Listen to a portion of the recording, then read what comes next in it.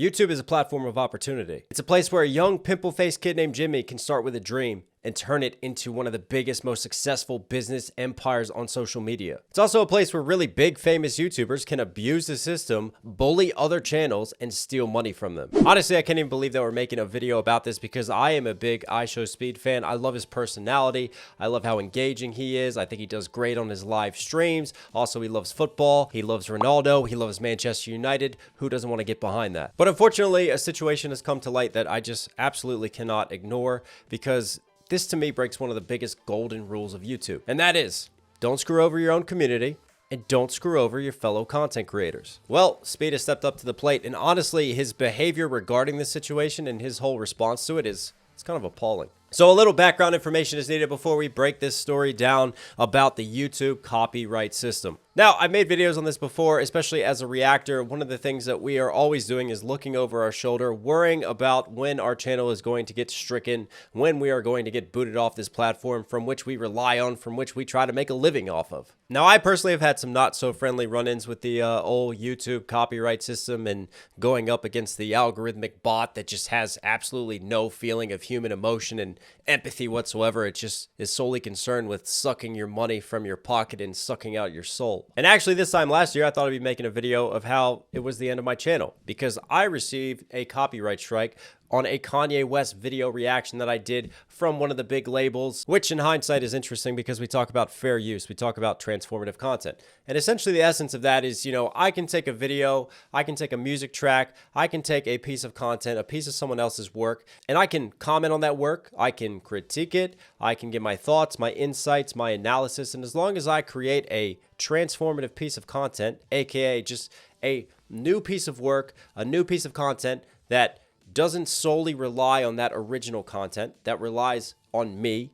my personality, my feedback, my editing, whatever I'm doing, as long as I create something new from it, well, that is transformative content. And that also falls well within the guidelines of fair use, aka I cannot receive a copyright strike. I cannot have my channel just deleted and banned into purgatory from YouTube. And this isn't just YouTube policy, this is federal law. This is international copyright law. So someone at Kanye West team decided to do a manual review. It wasn't even automated, and they wanted to Wimbledon serve me with a copyright strike. How you doing? Now, the way this works on YouTube is that when I receive a copyright notification, a copyright claim, I can counter it. Now, that's step one. So when you counter a claim, guess what happens? It doesn't go to a YouTube oversight board. It doesn't go to an independent third party. No, it goes directly to the person who claimed the video in the first place. They are the ones who then get to be the judge.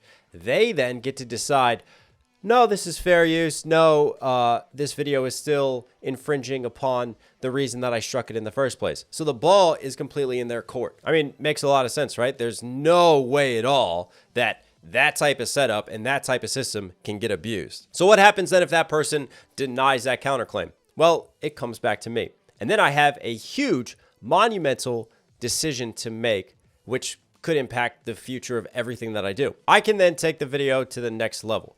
I can submit another counterclaim. But this time, that counterclaim doesn't just go to that person. That party then has 10 to 14 days to show YouTube that they are taking me to court. That's right.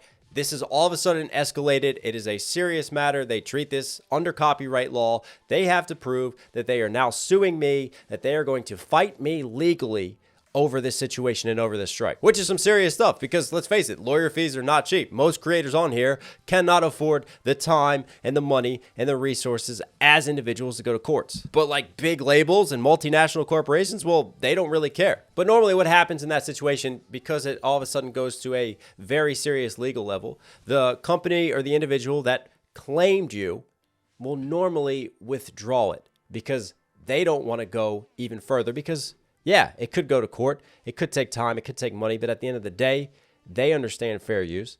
They understand how the copyright system works. And if they lose, they're going to have to pay your fees. They're going to have to give you a fee. And it's going to be incredibly bad PR. But see, a lot of people and companies, they don't really care. They know that if they copyright claim you in the first place, if you counter it, it goes back to them. They then deny it. A lot of times, most people are going to start doing research on the next steps. They're going to start looking into it. And they'll get afraid because They don't want to take on that burden of court. They don't want to get sued. They don't want to deal with that stress. So they are afraid to then counterclaim it and take it to the next level. Thus, the company gets to win. They get to all of a sudden claim your content. They get to monetize it, even though it has nothing to do with them, even though they have no right to do it legally. They just know that you don't want to deal with the stress. You don't want to deal with the situation. Thank you very much. I'm going to pocket your hard-earned work. And in the case of my Kanye West video, when I counterclaimed it, they had 10 to 14 days to take me to court. Guess what? They didn't do it. All of a sudden, they withdrew the claim and they dropped it. Surprise, surprise. And this happens to reaction channels all the time. And it's funny happening to a channel like mine because you guys know, like, I take songs, I take my reactions, I break them down to an absolute molecular level. I mean, it's like the Swiss Hadron Collider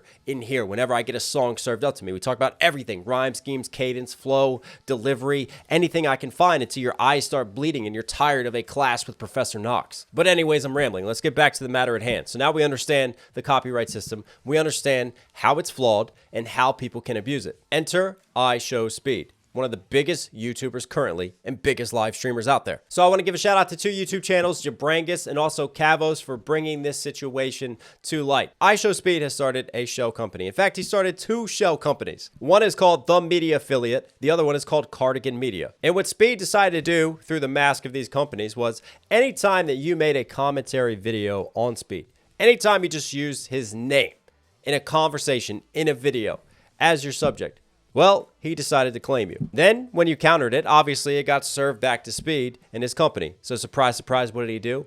He denied that claim, which then brought it back upon the creator, the very anxiety-filled, stress-induced situation of, do I counter this counter now? Do I take it to court and risk my channel? Because if I get a copyright strike, I then can't monetize my content for 30 days, which absolutely sucks. That just cripples me. It cripples my living. It cripples my income. And then also, I get too many of these, my channel is gone. See you later. I also could lose in court. I mean, people's careers are on the line here. It's not something that you play games with. But Speed seems to have acted much in the way that these big bad music labels have. He's gone after his fellow community. He's gone after his peers and his fellow content creators in abusing this copyright system. Look, just because I talk about you, it's not a crime. It doesn't mean I owe you money from that situation. I made a tweet the other day about Logan Paul and his terrible lawyers and his terrible team. Does that mean I'm then going to be contacted by him? I got to pay him for that tweet, for talking about him, for making a video about him, so he can then take that money, create another crypto scam, and try to suck all the money out of his fans yet again? And remember when I talk about the golden rule? Don't screw over your fellow peers, your fellow content creators. Don't lie to your community either. Well, Speed, instead of taking accountability for the situation when it was brought to light, he decided to kind of double down on the situation. Oh, all right, Chad. Then where's the? All right, I watched the video again. Then, Chad, what's the video, bro? Like, oh my gosh, dog, bro, that is what are y'all? A company called is copyright striking all the.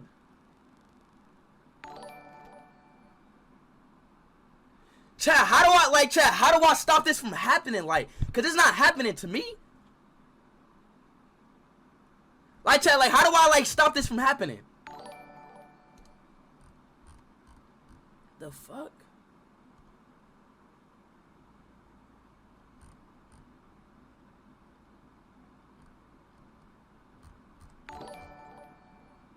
Like, I don't get it, bro. Eggs noobs, okay, alright, bro. Alright, so I'm not gonna lie, y'all. Ooh, no, it is just. I love how he takes like 5 seconds to play ignorant, to go, well, what do I do about this situation?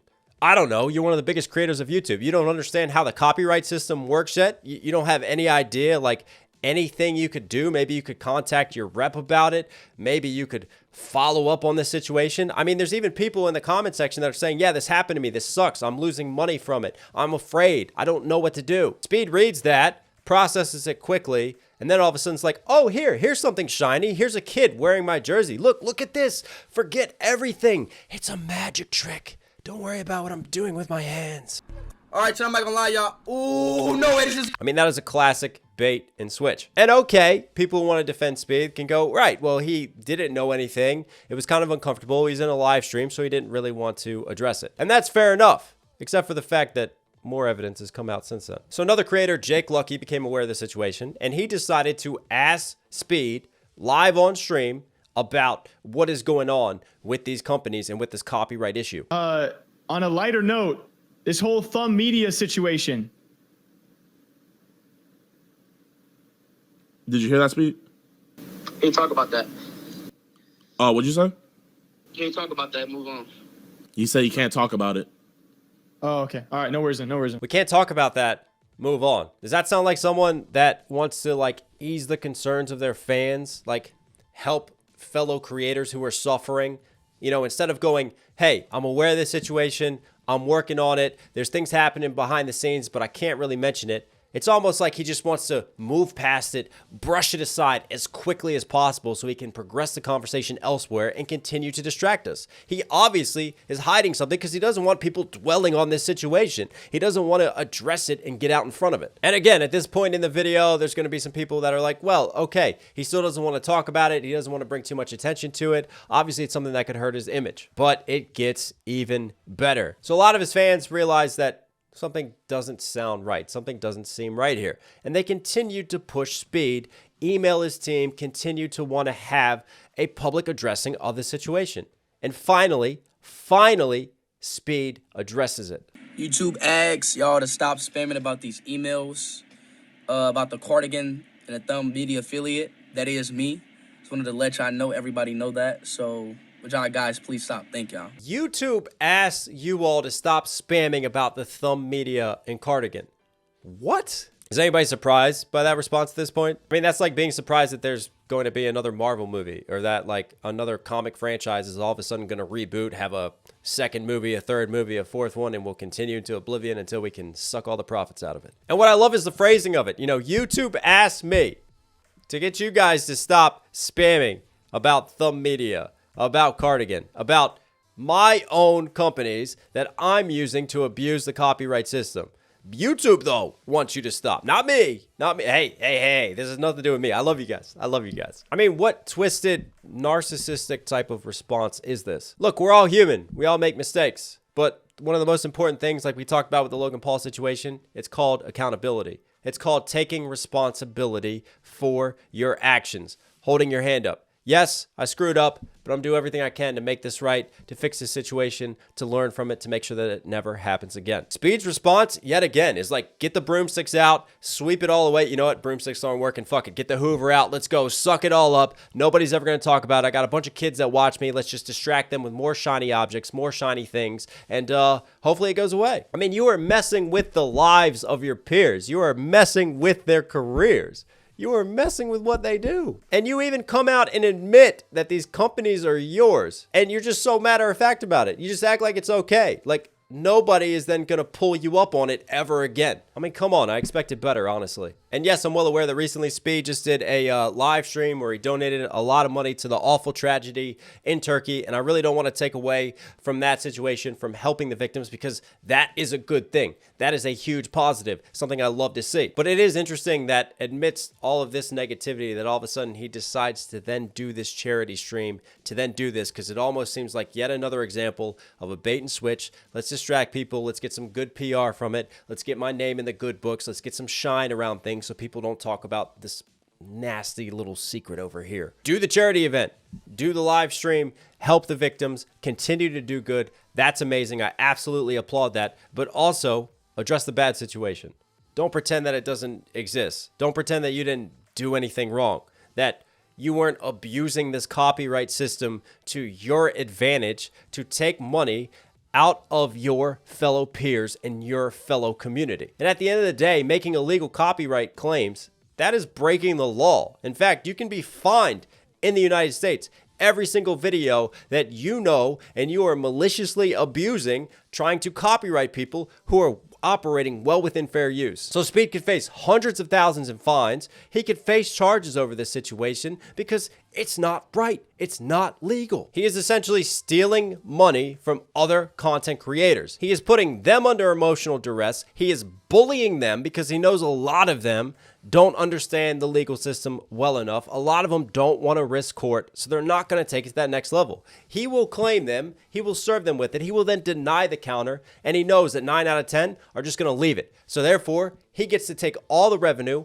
all the money from that video, even though he had nothing to do with the video and the creation of it. And I really do expect better from someone who understands how hard it is to come from nothing, climb up on YouTube, to create content daily, to be put under this microscope, to deal with social media scrutiny. I mean, there's so many factors, so many institutions that are against the little guy, that are against us, the individual content creator. For you then to turn around and start robbing us, abusing us, and bullying us, what does that say about you and your character?